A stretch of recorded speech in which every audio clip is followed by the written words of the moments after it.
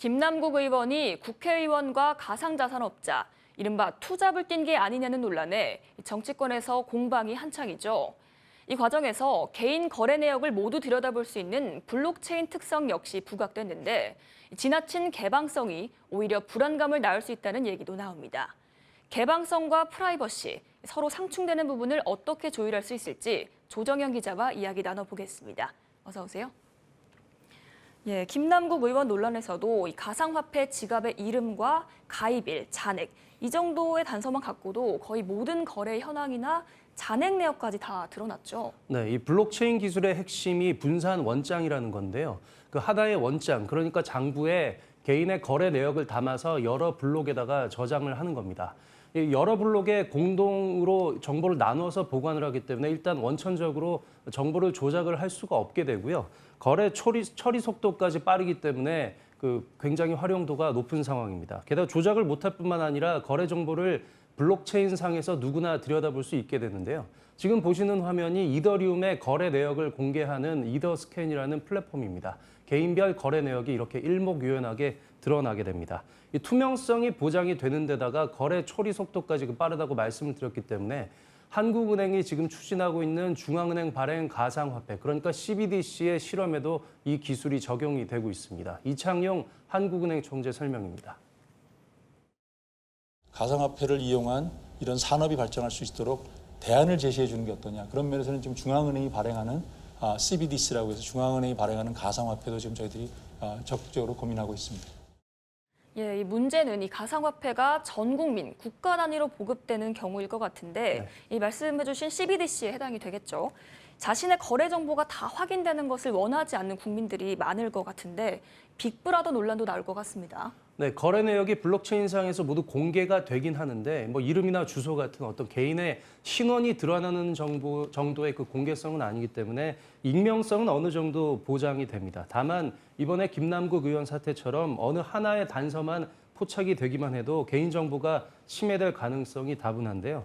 김 의원의 거래 내역이 알려진 게 잘못됐다 이런 얘기는 아니지만 다가올 가상자산 시대를 대비해서 이 시비를 한번 가려봐야 할 부분인 것은 분명합니다. 예. 그 CBDC의 경우에도 중앙은행이 발행을 하기 때문에 그 장부의 개인 거래 기록이 모두 남아서 국가기관이 민간이나 어떤 사기업의 거래 내역을 다 들여다볼 수 있게 되는 거 아닌가 이런 우려가 다분한데요. 결국에 이런 프라이버시 침해 문제를 어떻게 해소하느냐가 관건입니다.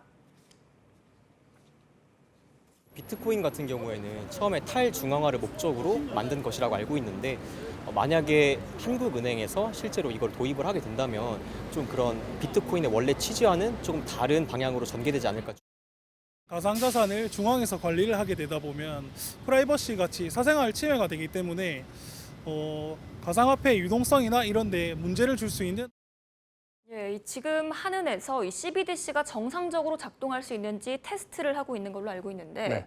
이런 부분도 다뤄지고 있겠군요. 네, 일단 거래 내역 자체를 암호화한 다음에 이 암호화한 게 거짓이 아니라는 점만 증명을 한다면 논리적으로 이런 문제는 해결이 됩니다. 이 논리를 수학적인 알고리즘으로 구현을 해낸 게 그 제로 날리지 프루프, 영지식 증명이라고 하는 솔루션인데요. 현재 한은에서도 CBDC에 이 솔루션을 적용해서 실험을 진행하고 있습니다. 보통 동굴을 통과하는 그 지시 상황으로 이 개념을 설명하게 되는데요. 예. 이 그림에서 일단 그림의 그 정현이가 A 통로로 일단 들어갑니다. 이걸 검증하는 사람이 이때 A로 나오라고 한다면 A로 들어갔다가 A로 나오는 상황이기 때문에 저 통로 중간에 문을 열 열쇠를 갖고 있지 않아도 그 정현이는 A로 다시 나올 수가 있습니다. 반대로 A로 들어간 정현이한테 B로 나오라고 한다면 얘기가 달라지는데요. 이 경우에 열쇠가 없으면은 나올 수가 없습니다.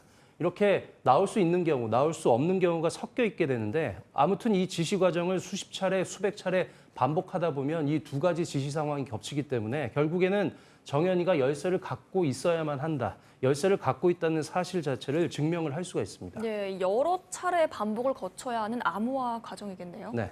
그 화폐 거래에서도 말씀하신 대로 신속성이 중요한데요. 그 이유 때문에 이 거래 절차가 증명 절차 자체가 복잡하기 때문에 속도가 문제로 꼽히고 있습니다. 한 거래 내역에 이 영지식 증명을 적용을 하게 되면 이전에는 보통 몇 분간의 그 거래 소요 시간이 소요되는 게 줄곧 문제로 지적이 돼 왔는데요.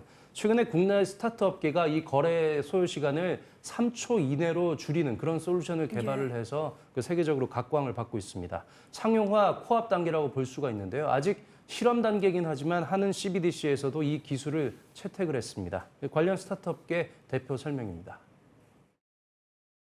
공개 블록체인상에서 우리가 거래를 적용을 하게 되면 사실 프라이버시 문제가 새는 그런 문제가 있습니다. 그래서 이거를 이제 막으려면 우리가 암호화해서 거래를 집어넣어야 되는데 그렇게 되면 이 거래가 맞는지 확인할 수가 없고 이 확인을 도와주는 기술이 이제 영지증명이다.